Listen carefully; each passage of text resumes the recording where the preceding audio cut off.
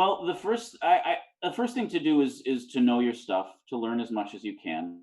The next thing is to remember that there are some people, like I said, who will always agree with you. Some people will never agree with you, and you don't want to try and convince either of them. And then there's the people in between who are the ones you really want to talk to.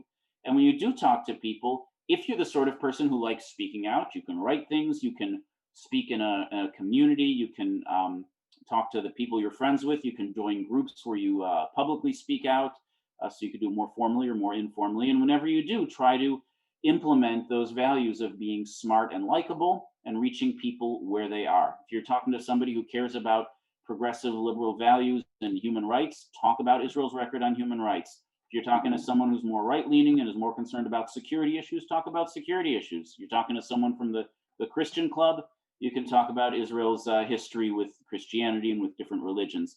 Wherever you go, Israel can stand on its own. But also, I'd say this, you know, you're out there going to college to get an education. And I think it's a little unfair that we have turned our young people into involuntary ambassadors for Israel. So I'd say choose a good school where you can have an environment where you feel reasonably safe and don't have to spend all your time fighting with people, and get a good education and go out there into the world and be strong and successful. And you should Can you you should name jump that in. school?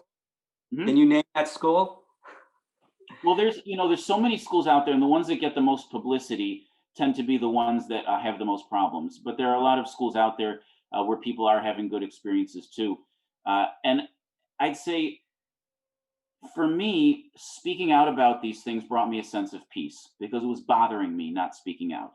And you should feel in your own heart where it bothers you, and that's the pain point, and that's when you should speak out and find that sense of peace that comes from expressing yourself and being genuine. But also, you shouldn't feel the pressure to be a political advocate at a moment when you're trying to be a biology student, because that's important too.